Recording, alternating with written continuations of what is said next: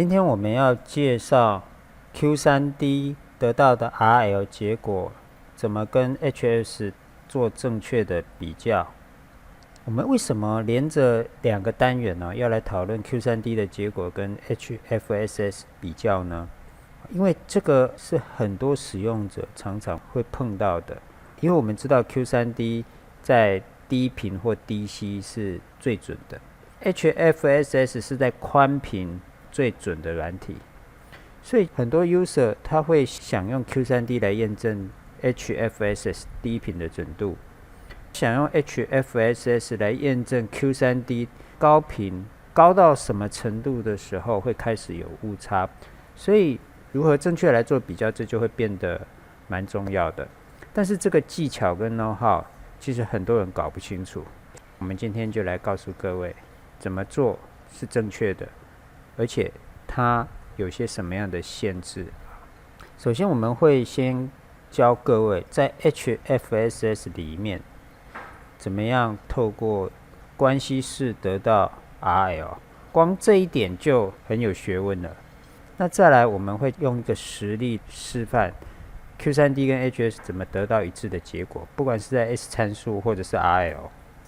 更进一步的我们会来说明有一些例子你没有办法得到一致的结果是可预期的，原因是什么？首先我们来看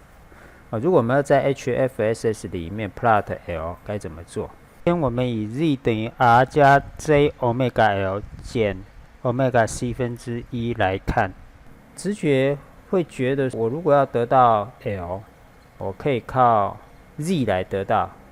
也可以靠 Y 分之一来得到，然后会以为两个得到的结果是一样，但事实上不然。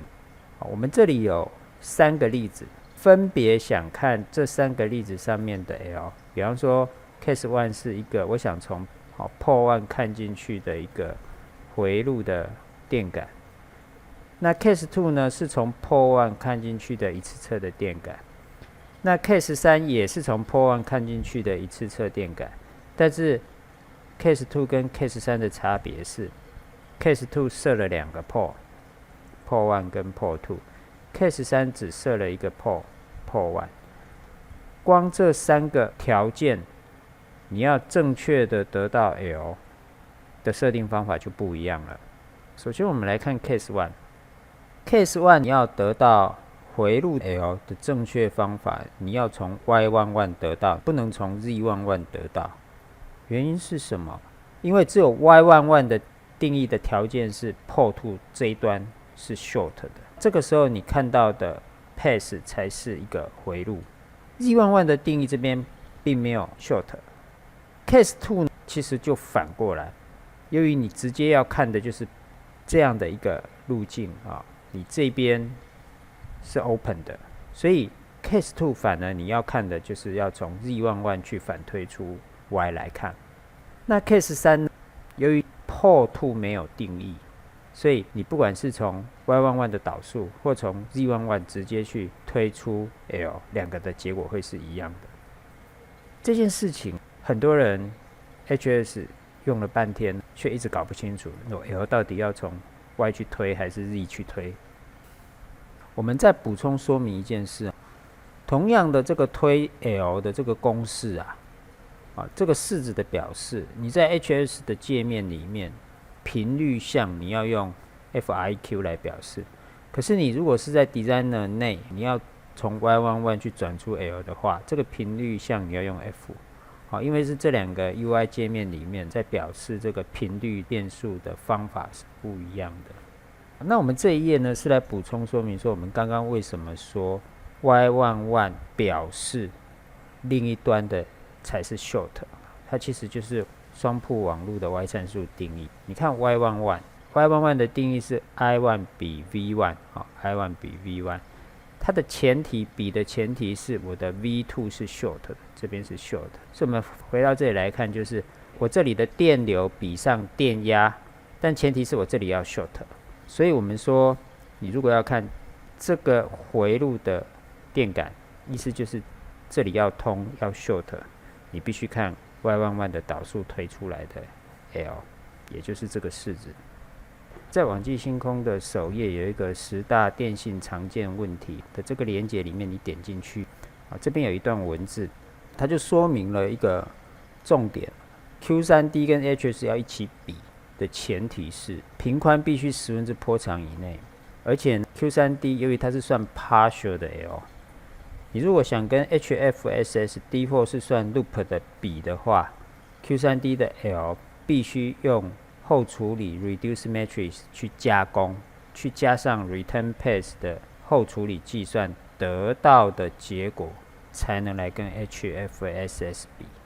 我们就以这个原则来找一个例子试看看。下面呢，我们画了2个，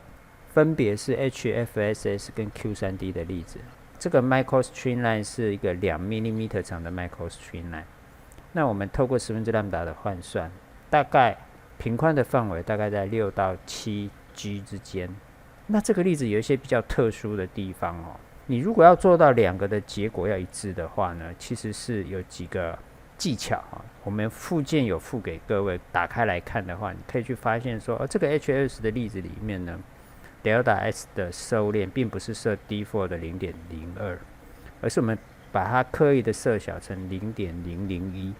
各位可以自己去比较，你设 0.02 收敛2次，跟我现在示范的用 0.001 收敛2次，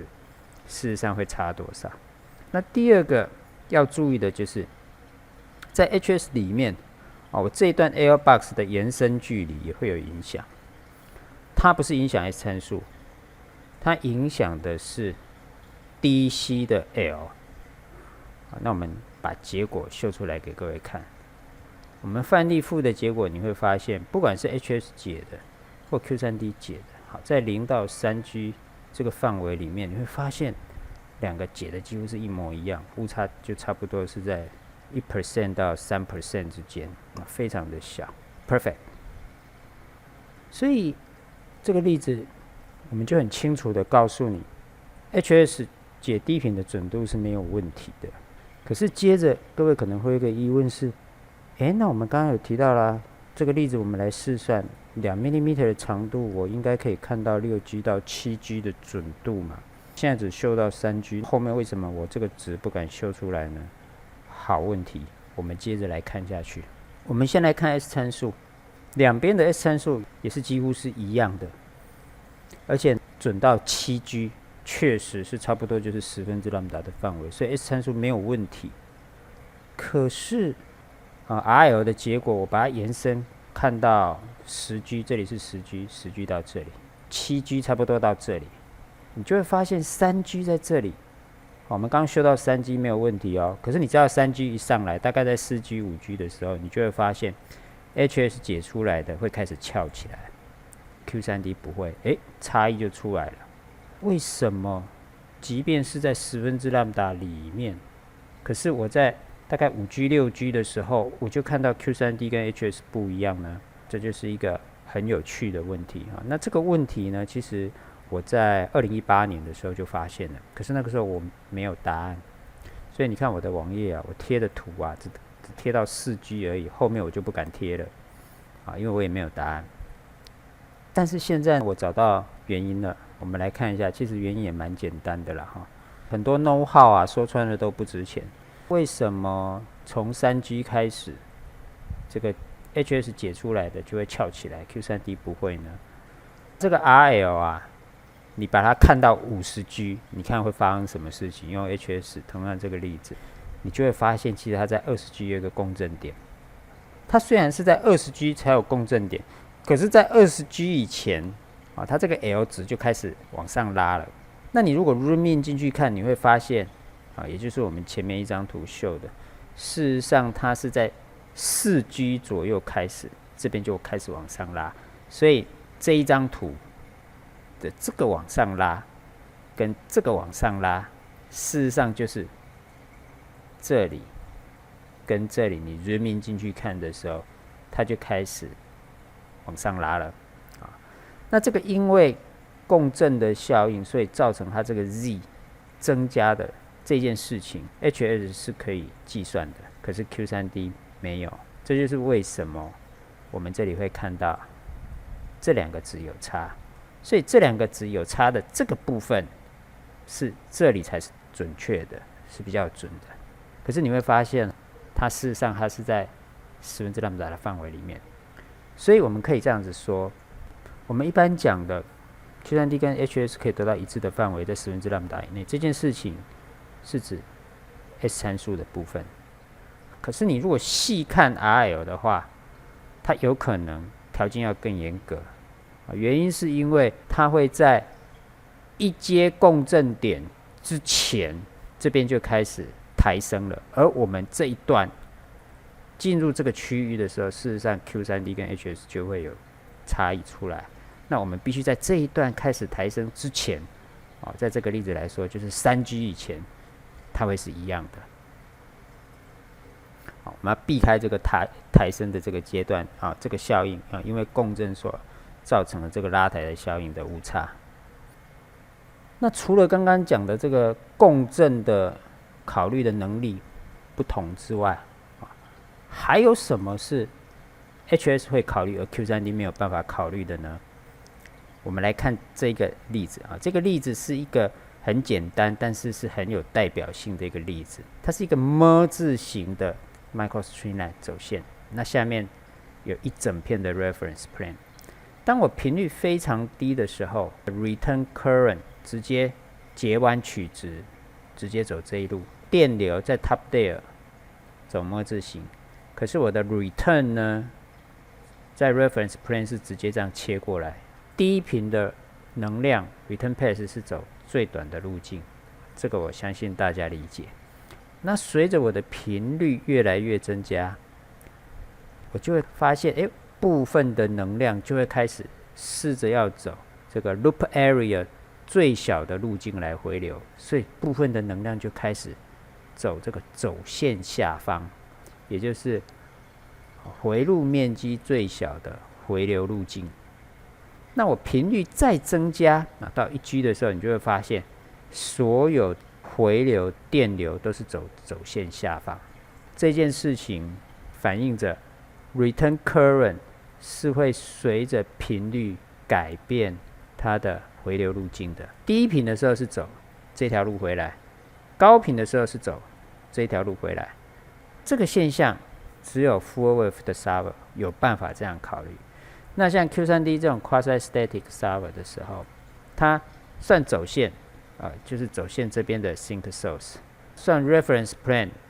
也是算 reference plane 在下方设 sink source， 然后算它的 partial RL。所以它在各自算自己 partial RL 的时候，并没有办法去考虑到这个导体上面的电流随频率不同的时候，它的 return current 是怎么变化的。所以这张图，这张 RL 0到100 m 的 RL 是只有 HS 做得出来。那 Q3D 如果我硬要做出一个在 DC region 的 L 是 0.05 m， 然后在接近 AC region 的时候可能是小于 0.02， 我如果希望 Q3D 能做出这两个值，那我要怎么做呢？有一个方法，你要切2个档案，一个档案是 for 低频的 RL 计算，那这个时候你 Q3D 你的 top layer 的走线就切这一条，那 reference 就切这一段，因为低频的时候 reference 的电流是流这样的形式。那高频的时候呢，你要切另外一个档案，走线还是这样，但是呢，你的 reference plane 要切出一个在走线下方的 layout 形态。好，意思就是我 user 必须要告诉 Q3D 你的 reference plane 在低频的时候是怎么流，高频的时候是怎么流。所以它低频的时候它就这样子流，然后高频的时候呢，你要切一个这样子的形状让它流，这样后处理加工去算出它的loop L， 也就是 L1 加 L2 减2倍的 L12， 那就会贴近这个值。你没有办法一个档案做到 HS 自动去计算它回流方式改变的这种效果，你要拆成2个档案，但是没有人会这样做。所以这个现象，这个 EMC 的 Society 里面 paper 有人在讨论，有一些大师以前都有介绍过。好，那这边有个连结，我们就不多说哈。那有兴趣的可以去参阅 paper 哈。那你如果不知道是哪一篇呢，在我的文章里面的 reference 里面也有。